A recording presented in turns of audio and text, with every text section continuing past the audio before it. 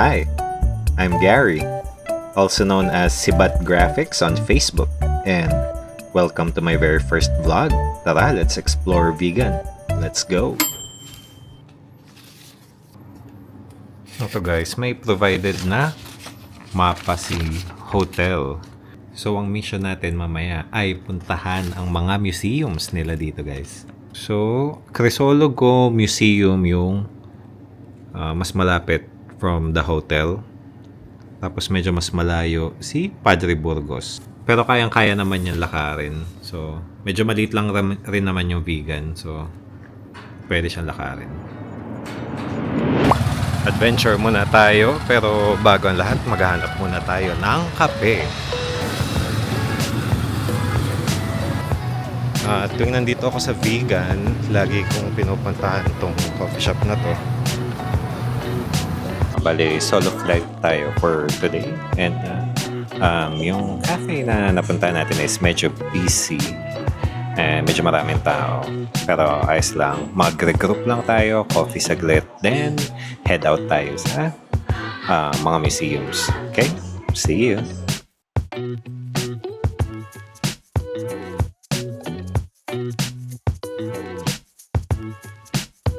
Base dun sa pinanggalingan natin na coffee shop, it's a 1-minute walk.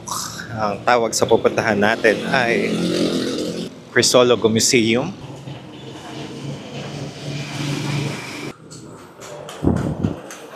So dito guys, sa Crisologo Museum, walang entrance fee but merong donation. So magbibigay tayo.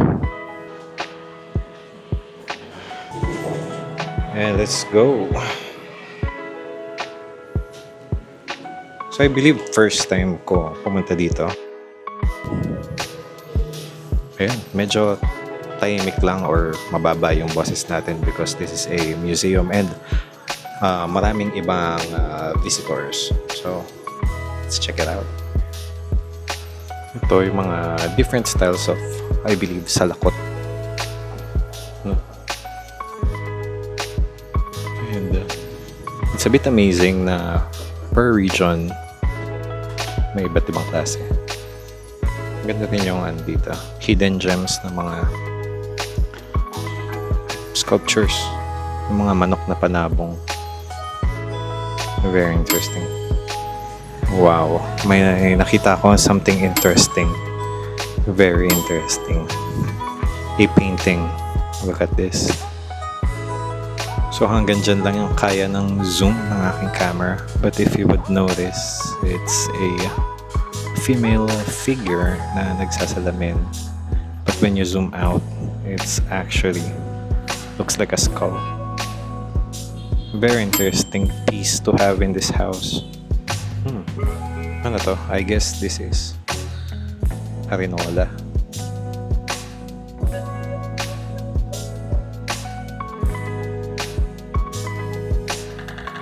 So may nakita ulit tayong lumang painting. So I'm not really familiar kung sino yung nagpinta sa painting na to and walang signature. What's interesting is mukhang ganito mag-fishing siguro. Meron silang ginagather na resources from the ilog and interesting detail is, if you would notice, yung babae na figure is naka-topless siya. And I think it's perfectly accepted sa Filipino society before mga naka-topless na babae. Yan. Kagaling lang natin sa Crisologo Museum and I guess punta tayo sa Calle Crisologo. And nandito na tayo sa famous Calle Crisologo.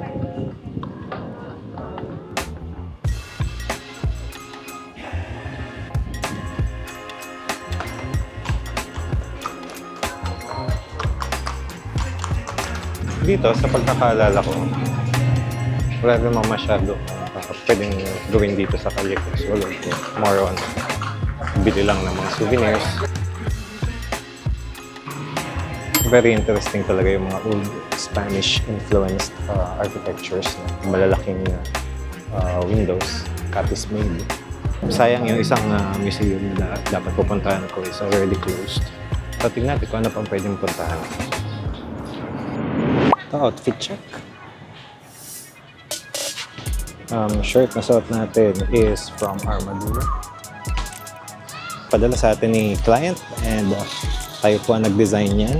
Designed by yours truly, Armadura. So, I've spotted something interesting. Isa talaga sa mga pinunta ko dito is itong project na ginagawa ko right now. As you can see, I'm taking photos. So, balak ko sa mga trips natin and vlogs, I'll be giving away mga texture packs. Pwedeng gamitin yan for posters, background, pwede rin siya gawing textures. No? Medyo mainit, bumili muna tayo ng ice cream. Check out lang natin saglit. Leona Florentino.